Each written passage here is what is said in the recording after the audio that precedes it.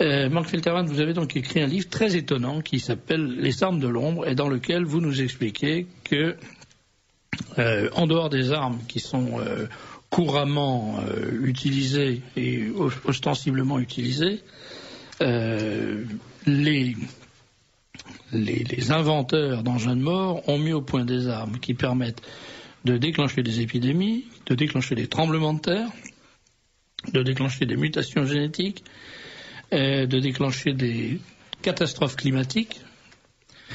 Et ce soir, j'aimerais qu'on parle plus particulièrement d'un aspect de votre livre qui est fort intéressant et qui intéresse beaucoup de monde en ce moment parce qu'on vit dans cet univers en permanence, ou dans cette ambiance. C'est la question des armes électromagnétiques.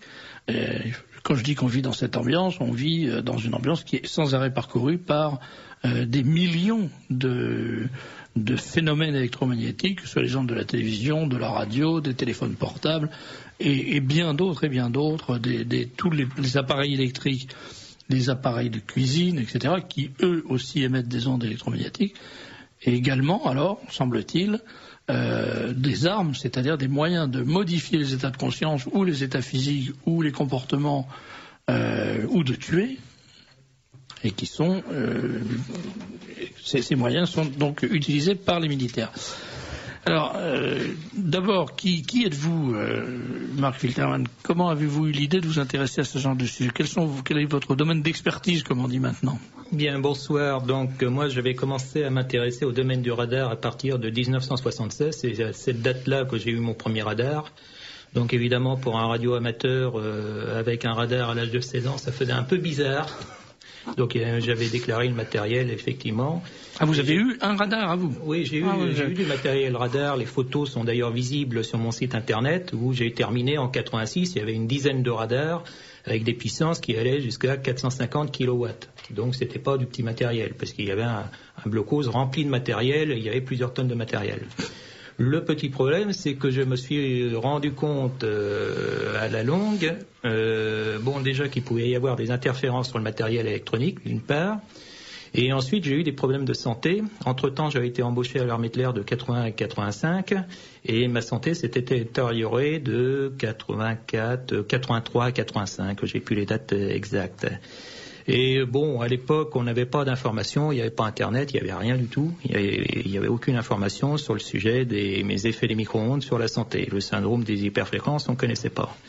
Et à cette époque-là, j'ai eu de sérieux problèmes de vue et c'est un militaire qui m'avait orienté, qui m'avait dit, attention, il y a certains risques avec certains matériels. À l'époque, je découvrais ça, je n'étais pas du tout au courant. Moi, mon but, c'était de faire la recherche au niveau détection aérienne, de faire un dispositif de reconnaissance de cible pour à la ligne. Et ensuite, donc, après, il a fallu que je me remette un peu de mes problèmes de santé pendant 2 ans. Et après, j'ai repris des recherches donc sur les radars, mais orientées sur les effets des micro-ondes sur la santé. Et là, j'ai fait pas mal de découvertes. En ce sens, quand le terme psychotronique commençait à apparaître, c'est-à-dire le terme de guerre psychotronique, où les Russes et les Américains faisaient des recherches pour interférer sur les métabolismes vivants ou interférer sur les cortex cérébraux, faire de la manipulation du comportement, ni plus ni moins. Et ces aspects-là ont commencé très tôt, puisqu'il y avait les recherches de Kolodov, de Leonid Vassiliev, qui étaient des chercheurs russes. Ils avaient une centaine de centres de recherche au moins de référencés. Et déjà en 1943, il y avait une étude de fait aux États-Unis suite à des problèmes de suicide qui arrivaient en nombre chez les techniciens radars, enfin des problèmes de santé divers, cataracte de l'œil, également tous ces aspects-là. Et cette opération-là a été classifiée. C'était donc Murphy Camp Operation en 1943, classifié secret 1944. Donc ça date pas d'hier. Ensuite, il y a eu des recherches à la clinique de Mayo sur des chiens qui ont été faits en les exposant à des micro-ondes. Ça, la Mayo Clinique, c'est le domaine de François Plantet qui a été... C'est reçu comme résident là. Il faut que vous parliez dans le micro, François, parce que... J'ai accepté comme résident en chirurgie, mais je suis pas resté. J'ai préféré aller à Houston. Alors... Donc, ces expériences à la Mayo Clinic se sont déroulées en quelle année?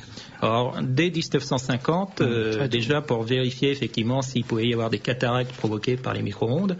Et il y a Rossadet qui a fait ensuite un programme de recherche. Alors Rossadet, c'est pas rigolo puisque c'est un ancien scientifique de la NASA qui a été en plus consultant auprès de la Maison Blanche à l'époque, notamment à l'époque du signal de Moscou qui irradiait l'ambassade, la fameuse ambassade des États-Unis, où là le personnel diplomatique a eu des problèmes de santé. Qui irradiait, vous dites irradier, mais c'était pas avec des pas un signal nucléaire, enfin c'était pas de l'énergie c'était des micro-ondes radio, mais on s'est aperçu justement c'est les problèmes de modification du sang au niveau de la chimie du sang qui ont donné l'alerte et on a découvert qu'ils faisaient de l'espionnage par des dispositifs qui avaient été installés dans l'ambassade des États-Unis finalement, et ces dispositifs entraient en résonance quand ils étaient irradiés par ces faisceaux micro-ondes. Donc on peut dire que les premiers qui ont mis au point des ondes, des armes de cette nature sont les soviétiques ou sont les américains, ou ils l'ont fait ensemble? On peut dire qu'ils l'ont fait ensemble, et d'ailleurs les problèmes, je me demande si l'expérimentation Philadelphia Experiment, la fameuse Philadelphia Experiment, si c'est pas plus précisément, parce que bon, ça a été romancé, il y a eu un film de fait là-dessus. Un essai de voyage dans le temps. Voyage dans le temps qui aurait été provoqué par une expérience d'invisibilité. Voilà. Mais si on part du principe que les premiers radars fonctionnaient sur les mêmes fréquences que certains appareils domestiques qu'on a actuellement dans nos cuisines, je crois qu'on a compris pourquoi on a changé les fréquences. Oui, bien sûr. Et pourquoi, justement, à l'époque, cette opération, Murphy Camp opération, a été déclenchée. Parce que ça devrait quand même donner à réfléchir aux gens qui persistent à avoir des fours à micro-ondes dans leur cuisine, parce que...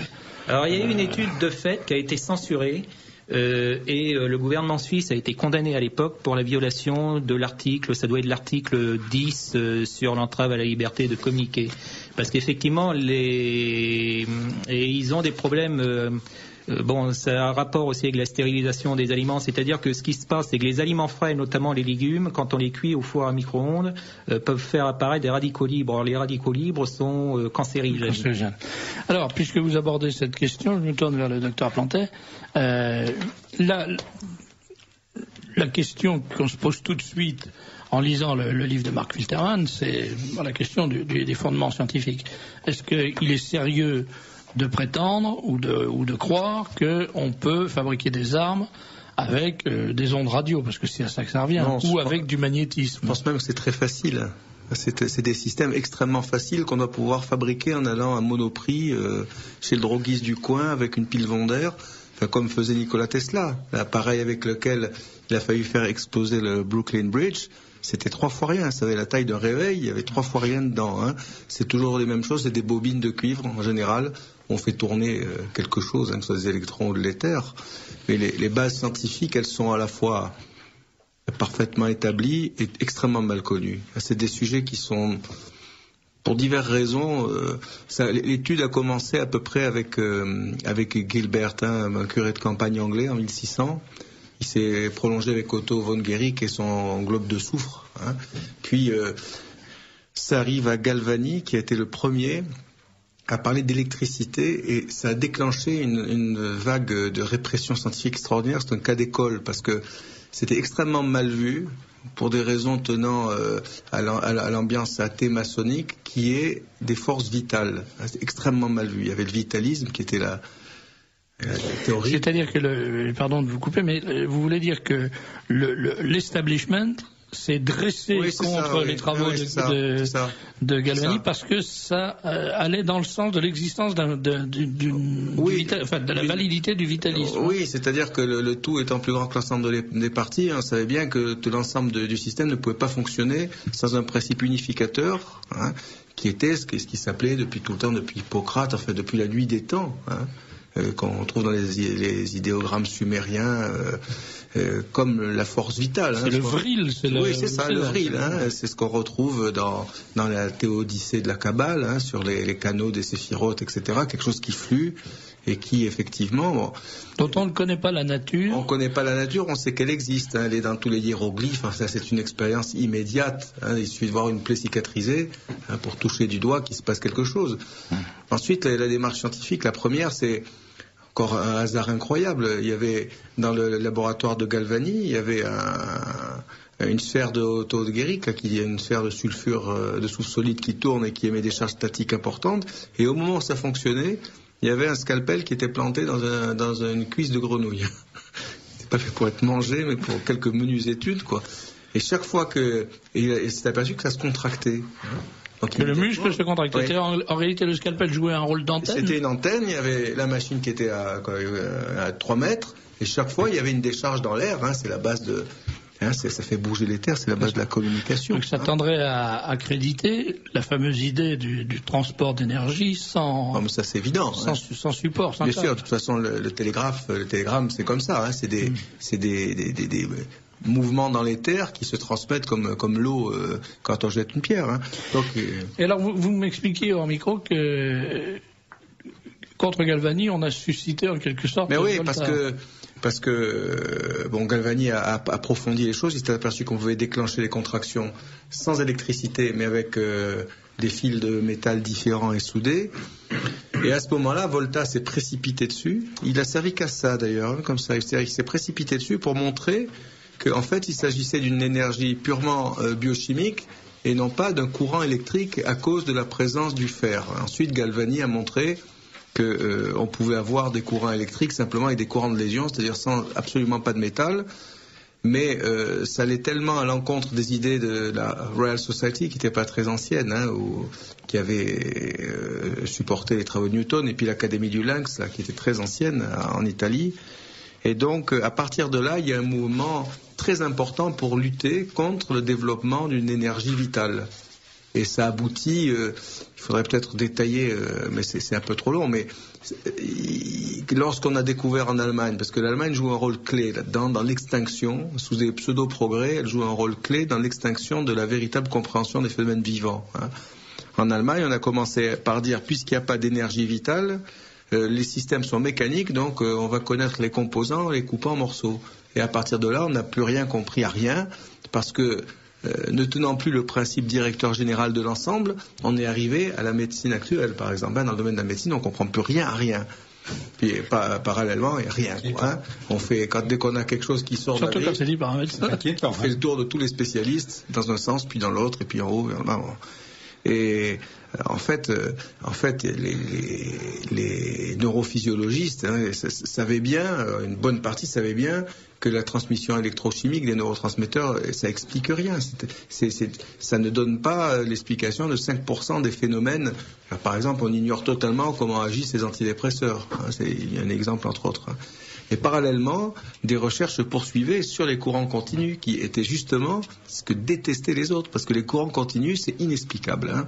On n'en sait pas plus maintenant que du temps de Galvani. Tout ce qu'on sait, c'est que le corps humain ou les corps animaux sont des corps polarisés, avec un pôle positif, un pôle négatif, avec plusieurs centres. Et alors là, là vous avez des aspects de cette réalité qui sont assez stupéfiants. Enfin, c'est assez grandiose. Alors déjà, on sait qu'en là, ça va directement à l'appui de ce qui est rapporté dans votre ouvrage, monsieur. C'est-à-dire que quand on modifie les courants continus par des dispositifs simples, ça peut être un four à micro-ondes, mais ça peut être un sèche-cheveux qui dégage un champ magnétique invraisemblable. Ça peut être, là je disais tout à l'heure d'un livre qui est relativement ancien, mais qui est toujours valable, de Baker et Marino, qui sont pas des petites pointures. C'est deux professeurs. Il y en a un, il est à Upstate Medical Center de l'Université de New York, et l'autre il est à la Louisiana State University. Ils ont montré que lorsqu'on soumet le système nerveux à un Motorola, par exemple, avec le champ est pas très fort, mais l'antenne est juste à côté de l'oreille. Et à ce moment-là, le contact est colossal. Et les modifications sont énormes. Bien qu'elles aient été niées tout le temps, avec des oppositions farouches des industriels, ça commençait on le sait depuis l'époque d'Edison que ça fait quelque chose.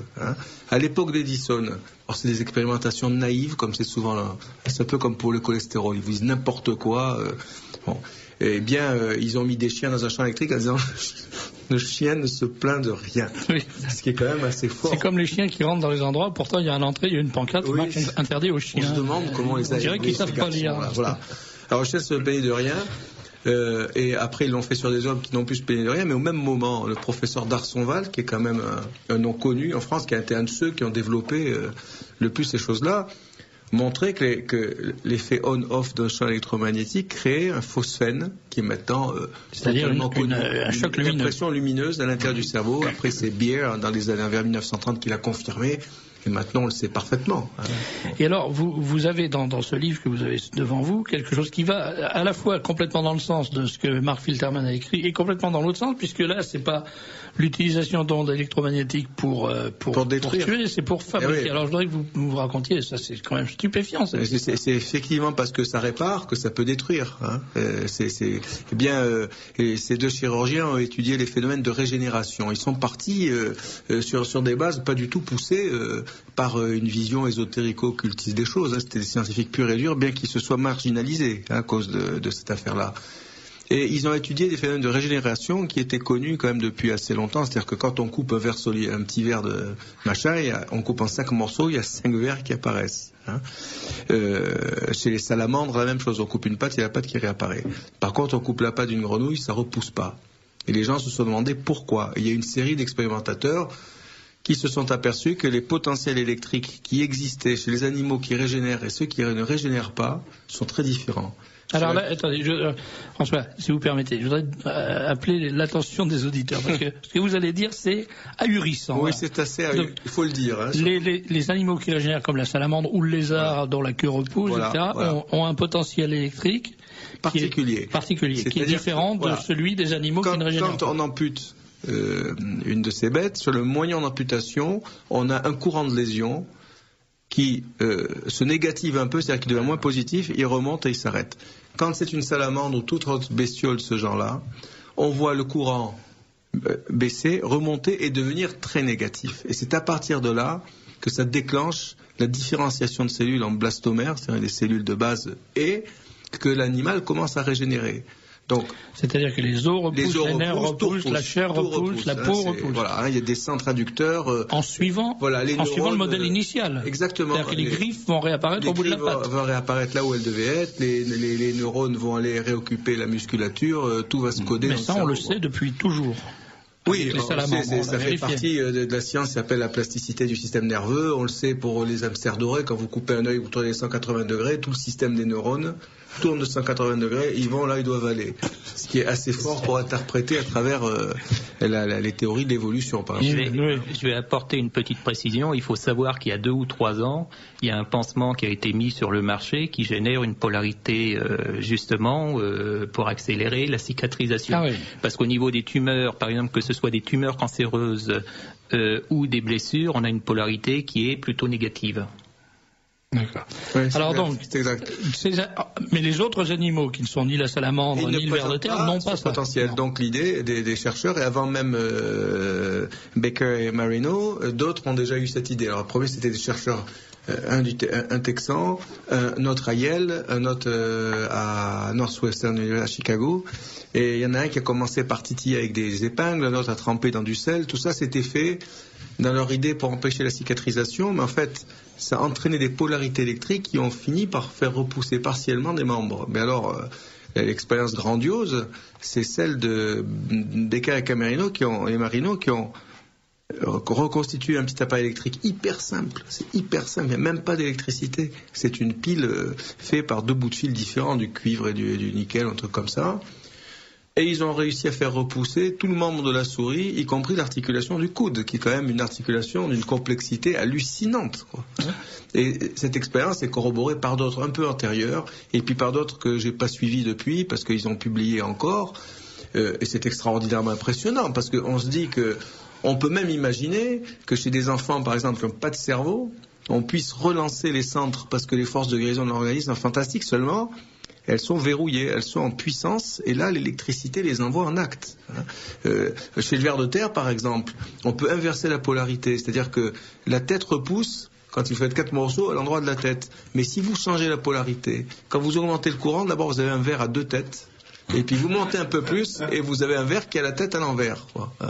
Donc avec des manipulations modestes et qui montrent la perfection absolue des structures qui forment le squelette électromagnétique de l'être humain. C'est ce qu'on revoit. Donc, en fond, quand un amputé dit, quand on parle du membre fantôme, Bah, c'est évident. C'est une réalité. C'est évident. Il garde le blueprint, la pattern, la forme virtuelle du monde. C'est sur cette forme que se reconstruisent, comme dans le hamster doré, par exemple. Ça, c'est Marx en Australie qu'il avait montré avec un élève japonais. Et les neurones sont capables de se reconnaître dans le système nerveux, de savoir où ils doivent aller, et ils suivent des lignes de force. C'est comme les inducteurs dans les œufs, dans l'ovule fécondé, c'est hallucinant. Vous découpez un petit morceau, vous tournez de 180 degrés, tout le dispositif tourne instantanément. C'est hallucinant, le truc. Bon, c'est des choses qui sont très mal connues, parce qu'il y a de la littérature depuis longtemps, quand même. Là, on est quand même au cœur de quelque chose qui dépasse le sujet de ce soir, c'est-à-dire qu'il l'intègre complètement, parce que, justement, on constate deux choses. D'une part, les travaux que vous venez d'évoquer, ils ont été complètement bloqués. C'est-à-dire que ça fait 20 ans que ça a été fait. C'est 1983 et apparemment depuis, Decker et Marino, ils ont un site internet. Il a publié un autre livre qui s'appelle The Electric Man, mais visiblement il s'est marginalisé. D'ailleurs, on n'a pas entendu dire que dans un hôpital quelconque, il y a eu une expérience pour faire repousser un doigt. Lui, quand il était au centre Upstate Medical Center, ils ont étudié, parce que ça a quand même été utilisé, ça, la cicatrisation électrique et la mise sur des fixateurs externes, par exemple en orthopédie. Moi, je l'ai vu faire quand j'étais externe dans un service de chirurgie osseuse. Mais c'était du bricolage. C'était mal vu parce que il y a un relent de vitalisme et tout. Donc, même pour les trucs sur le cancer, tout le monde sait bien que en changeant la fréquence des champs magnétiques, soit vous arrêtez les tumeurs, soit au contraire vous les relancez. Il y a eu des articles depuis 20 ans dans Science. Et ça, c'est pratiquement occulté. Et en revanche, il y a l'aspect que traite Mark Filterman, c'est que cette science, cette connaissance, ou ce domaine de la recherche, il est alors utilisé s'il n'est pas utilisé pour guérir, il est largement utilisé pour tuer et pour à des fins militaires. Alors justement, en 93, c'était le 17 novembre 93, il y a eu une conférence à Los Alamos avec George Baker, également qui est un spécialiste de ce domaine-là, qui a fait une déclaration comme quoi les armes électromagnétiques avaient été utilisées, notamment sur la base de Greenham, contre des activistes. Une sensation de chaleur immédiate et insupportable. À 750 mètres de là, un opérateur vient d'émettre un puissant rayon électromagnétique. Invisible, inodore et totalement silencieux, il provoque à chaque fois une réaction identique. C'est comme ouvrir la porte d'un four et ressentir en même temps une sensation de piqûre du sternum jusqu'au cou. Et quand c'est arrivé au cou, instinctivement, je me suis écarté. Ce dispositif développé par l'armée américaine depuis 15 ans n'est encore qu'un prototype, mais il pourrait venir s'ajouter à la liste des armes de défense comme le pistolet à balles en caoutchouc ou le taser. Imaginez un projecteur de lumière invisible qui émettrait des ondes radio. C'est grand comme ça au départ et à l'arrivée c'est de la même taille. Repousser une foule hostile ou encore protéger l'entrée d'une base, les possibilités d'usage sont multiples. Côté santé, l'armée assure que les ondes ne pénètrent pas la peau au-delà d'un demi-millimètre et que tout risque de surexposition est impossible. Si l'opérateur appuie sur la gâchette, mais que les choses vont trop vite et qu'il continue d'appuyer par erreur, ça s'arrête automatiquement au bout de 3 secondes. Sur 11 000 tests, seules 2 brûlures légères ont été constatées. C'était à l'époque des missiles Pershing, si je me trompe pas, vers 80-84. Et ils ont irradié les personnes, en quelque sorte, pour les faire dégager du site, et ça a marché. Au bout de quelques jours, ils ont dégagé du site. Alors après, le ministère britannique a effectivement reconnu qu'ils avaient irradié à un certain niveau, suffisamment élevé pour provoquer des saignements, des maux de tête, des troubles de la vue, défaut de locomotion, paralysie temporaire, enfin voilà tout le topo. Et là, l'année dernière, le Pentagone a fait la déclaration, notamment parce que l'US Navy a fait beaucoup de recherches là-dessus, ce qui était normal si on se réfère à Philadelphia Experiment, où ils ont déclaré qu'ils avaient l'intention de mettre en production des armes micro-ondes antipersonnelles. Alors il y a certaines catégories d'armes qui existent, et moi je vois très mal l'avenir de nos experts qui disent que les GSM, que les micro-ondes, UMTS et tout le reste n'aura aucun effet sur la santé, parce qu'ils vont devenir les futurs Garetta du centre contaminé. Parce que je ne sais pas comment ils vont faire pour se défendre avec les futures études qui vont arriver et les futures révélations de l'armée. Je ne sais pas du tout comment ils vont s'en sortir. Et déjà, on peut dire qu'il y a de très nombreuses études étudiant simplement la répartition des leucémies et des suicides par rapport aux lignes électriques. Et il y en a une qui a été faite dans le Middlesex il y a assez longtemps déjà, et qui, avec des groupes de contrôle très bien choisis, et qui montre, au-delà de toute contestation possible, qu'il y a un coefficient statistique, le coefficient de personnes, qui est clair comme tout. C'est-à-dire qu'il y a plus de leucémies. Ça, c'était quelque chose qui a été fait par UCLA en Californie. Le long des lignes à haute tension, plus on s'éloigne, moins il y a de leucémie. C'est la même chose pour les radars dans l'armée. D'ailleurs, c'est une maladie professionnelle dans l'armée. C'est reconnu, c'est indemnisé comme tel. Bien, je vous remercie d'avoir pris la peine de venir nous expliquer ça. Docteur, vous avez lu très attentivement le livre de Mark Fisherman, Les armes de l'ombre. Franchement, qu'est-ce que vous en pensez? Je pense que c'est d'un très grand intérêt. Il y a des points de détail sur lesquels j'émettrai quelques réserves. Par exemple, c'est très facile de rentrer dans un cerveau. De toute façon, vous êtes à côté d'une machine électrostatique, vous vous sentez mal. C'est évident. De même, on utilise facilement facilement. Il y a plusieurs publications qui traitent les dépressions nerveuses en envoyant des décharges électromagnétiques dans le cerveau, des décharges intelligentes, un peu comme les sismothérapies, qui sont un traitement remarquable. Mais par contre, il est donc très facile d'arroser une population avec une technologie qui est hyper simple. Fabriquer des champs électriques, c'est pas dur. Et ça change tout de suite les polarités de ces courants continus. C'est-à-dire qu'on est capable d'arrêter instantanément l'activité régulatrice générale sur l'humeur, etc. Donc si on l'arrête, les gens deviennent tristes, angoissés. Les auteurs russes et japonais ont notamment montré, une russe très compétente qui a montré qu'il y avait 3 degrés de réponse dans la gravité qui finissait par arriver à des catastrophes hypothalamiques, c'est-à-dire le chef d'orchestre des glandes. Par contre, s'introduire chez un seul individu, ça me paraît hors de portée parce que quand même si c'est des études secrètes, elles partent de bases qui sont pas secrètes. Après, on peut développer ce qu'on veut et c'est assez facile. Si c'était le cas, c'est-à-dire si on arrivait avec un rayonnement électromagnétique à diriger un influx sur une personne précise, etc. Là, je crois qu'on passerait dans un domaine plus ésotérique. Oui, des orglomes avec la sorglonde. Et qui peut être amplifié quand même par des moyens électromagnétiques, parce qu'ils ont fait des recherches au Stanford Research Institute, le laboratoire des sciences cognitives, et ils avaient recruté d'ailleurs des médiums. Et ces médiums-là, ils ont cherché également des moyens électroniques pour amplifier leurs possibilités. Là, on sort du domaine. J'ai récupéré 1 millier, j'ai ici un listing, et il y a sur ce listing 1 millier de dispositifs, 1 millier de références de dispositifs qui permettent d'interférer sur les métabolismes biologiques vivants. Et attention, parce qu'il y a un parlementaire l'autre fois à une conférence au Sénat qui me dit: oui, mais monsieur, vous devez savoir que quand on est irradié, quand les militaires sont irradiés, c'est à fort niveau. Alors comme il a eu le malheur de me dire qu'il était en plus physicien, je lui ai dit: attendez, vous devriez savoir, puisque vous êtes physicien, qu'il y a non seulement un effet de résonance en fréquence, mais aussi en amplitude.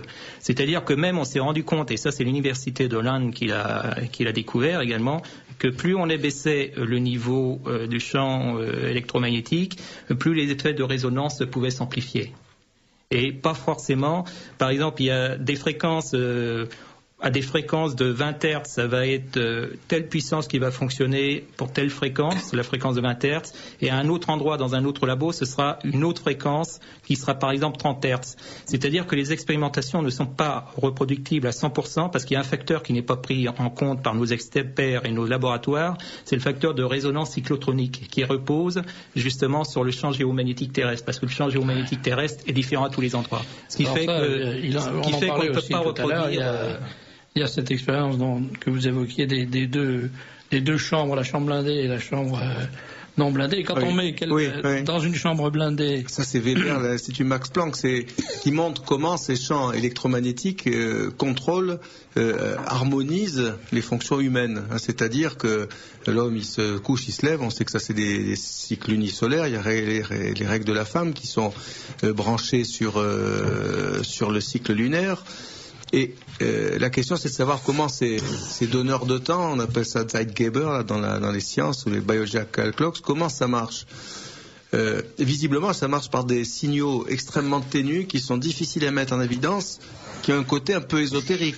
Parce que autant on peut voir changer la vitesse du vent ou la pression d'oxyde de carbone dans l'air, autant saisir des variations de quelques millièmes de Gauss et de phénomènes, c'est très très subtil. Donc les expérimentations doivent être sophistiquées. Donc cet Allemand, Rutger Werber, il a construit à l'Institut Max Planck 2 chambres, et avec des constantes de temps, de lumière, etc., dont l'une était simplement isolée et l'autre était blindée contre les interférences des courants continus.